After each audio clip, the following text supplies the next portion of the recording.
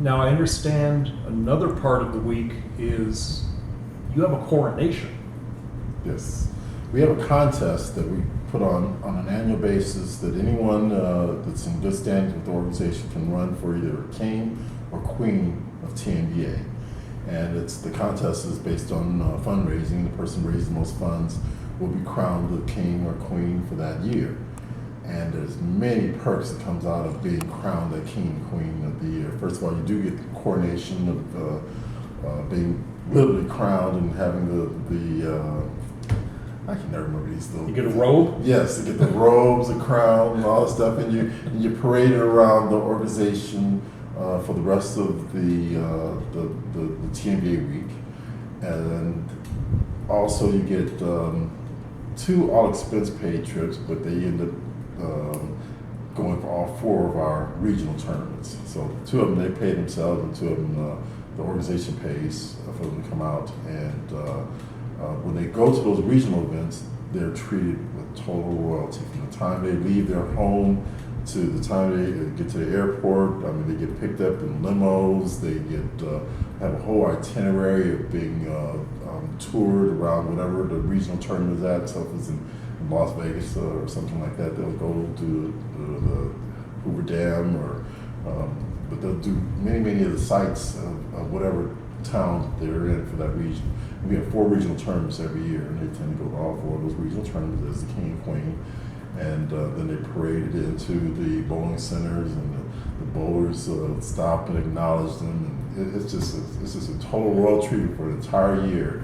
They get to be treated like that, and they're showered with gifts at the regional tournament. So they have a designated time that they all bring the king and queen gifts and present them with a token of appreciation for being a TNBA king.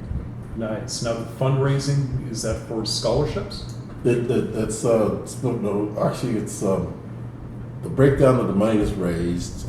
Part of it stays at the local level for boosting that Senate's. So 1/3 of the money stays at the local level. 1/3 of the money goes into the TNBA general fund, and then the other 1/3 is split up amongst the candidates as well as some of the programs. And the general fund, it actually sponsors most of those programs, and yes, scholarships is included.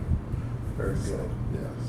Let's talk a little bit about the history of TNBA, because it wasn't always called the National Bowling Association. That is correct. It was originally founded on August 20th, 1939 at Frogs Club in Detroit, Michigan as the National Negro Bowling Association.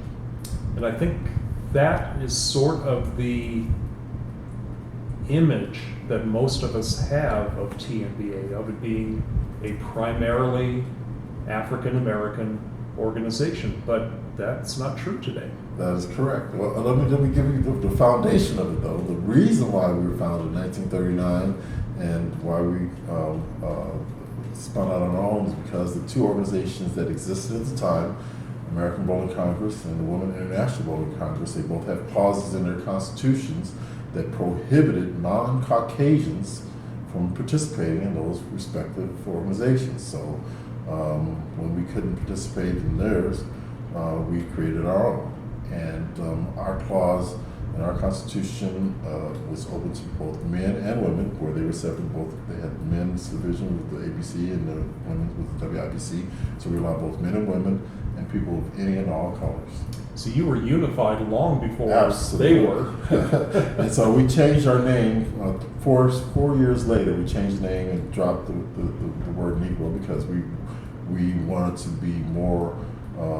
We wanted our name to represent more of what we were, which was all inclusive to all organizations. And what is the makeup today? I just reviewed our statistics. We had a demographic analysis study done in 2017 when I became president of the organization. And it was some very surprising numbers that came out. And I'm going to give you some approximates, but we're approximately 45% African American, 39% Caucasian, and then 5% of a mixture of Hispanic and Asian and other things in there. They're all 5% or less, but they make up the entire matrix of the organization. Well, that leads me right into what I would like to talk to you about as far as current events go. Mm-hmm.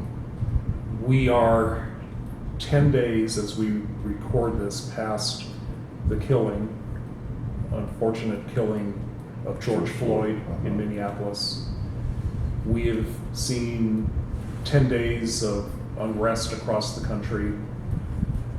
Yet, TNBA has always stood as a model of people just getting along. Yes. What can we learn as a society from TNBA? Well, one of the things that I should let you know is that when we started, the organizations, those two other organizations were still segregated. And part of our mission was to eliminate that. So we had a dream team of who's who in the legal aspect that came together to assist us in eliminating the clauses out of those two organizations. And it literally, it occurred in 1950, and literally it was done right before an act of Congress was about to be put in place to go after both of those two organizations. And what happened after that is those that were involved in participating and helping us get over those hurdles and eliminating those discriminatory clauses in those other organizations, they went on to become the who's who in civil rights. So we kind of consider ourselves the training grounds for many civil rights acts that then came to fall. So we had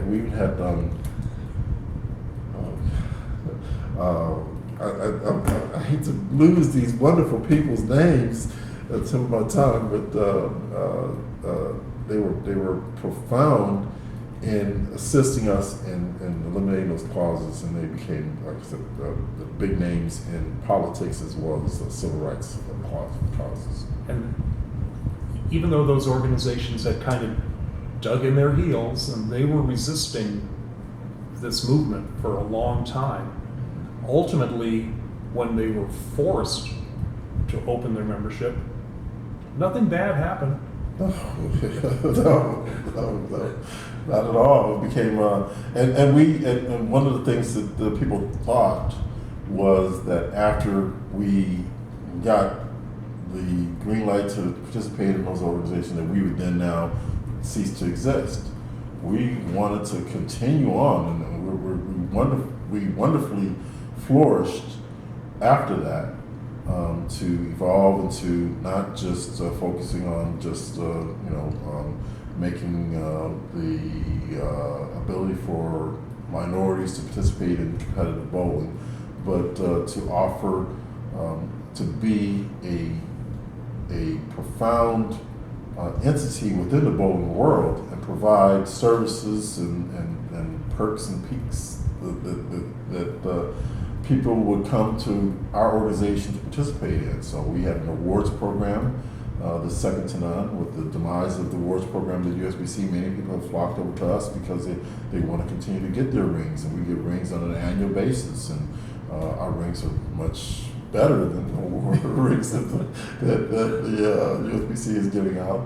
And then we have tournaments that require participation, being a membership to participate in. And they're very highly acclaimed tournaments, and very competitive, and they're providing the ability for competitive bowling to have competition that's meaningful. So we have tournament funds that are pretty decent, and people come out and go for the monies that are available in our events. You still see a need for there to be a TNBA? Absolutely, absolutely. We now position ourselves as the premier membership organization for bowling. So that if you want some of the real perks and things like that that are available, come and get it in addition to your membership with USBC, because part of our charter says that you need to be a USBC member, and then you have to get our membership, and then you can now get some of the perks that we offer over and above USBC. And why do you require the USBC membership? Well, USBC, they've taken a stance, and we've acknowledged and accepted that as their title is bowling's governing body. There we go. Thank you. At my age, I just get so tongue-tied. Your age. But as the governing body, they provide and the services that are just absolutely essential in the world of bowling. They go and certify the bowling lanes to make sure that they're in the tolerance, and they go check the decks and the pins, and they certify the bowling, the balls and everything to make sure that everything is in compliance. So that's a huge undertaking that's just millions and millions of dollars worth of resources that are needed to do that. And there's no way we would want to undertake that. And there's no need in duplicating it because we're going to follow the same rules that they have. And so we've adopted all of what they do, and we know that sets a level playing field for all of our members, that they're participating in a certified competition that meets those criteria, and then now we can provide the awards. And that's a very nice way of putting it, because now maybe you'll not be in trouble for your comment about the rings. Well, they've acknowledged. Yeah. Now, so we're seeing that the two organizations can get along just fine. Yeah, we consider ourselves partners, strategic partners with USBC at this stage. And I believe that TNBA has a board member on Yes. a member on the USBC board. Yes, Is that correct? We do have an appointed member that sits on the board at USBC, and have had one since even back in the days of ABC. We've had board members seated since sometime in the 70s. Yeah. So as we wrap this up, and we hopefully are coming to a more peaceful time in the country after this period of unrest, what message would you like to send, and I'm going to just say it flat out, to white people who just don't seem to get it? Well, I love the phrase, and I've used it and coined it after he said it many times back in 1992 when the rioting was going on, and to try to ease the tension and everything. He brought out Rodney King, and he just says, "Can't we all just get along?" And that's what we really need to do. We need to understand that we're seeing, and we love the fact that there's so much support in the blatant injustices that have gone on for many years that we've had to, as African Americans, as many people of color have had to experience. To see that, and to be put in a spotlight and be showcased to become the thing that made people so outraged. It's comforting to see that it's now being really out there. It's not comforting seeing it happen, but knowing that people see that it exists and it needs to be addressed, and it is being addressed, actively addressed. That's the important takeaway from this. But clearly, the actions, those that are doing the peaceful protests, that's what you're doing. Is you're bringing out and acknowledging that this needs to be addressed and changed, and put some things on the table going forward in the future to make these changes occur.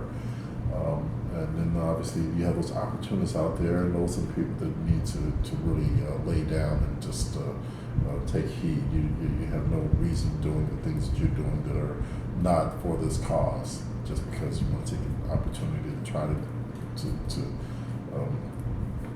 damage or hurt or whatever your goals are. So we just need to dismiss those and really concentrate on the positives that we can take away from this tragic event. Every time I've been to a TNBA tournament or a TNBA league, all I see is fellowship. I've never seen, there's friendly bantering like you have in any league, but the skin color is not the defining factor. It is a family affair, family reunion that comes in to all of our events. What occurs is when you go to your first TNBA event, you're excited because it's competition. You see all this, and it's an eye opener. You just can't believe it, what you just saw, and the masses of people that are assembled to participate in this at one venue.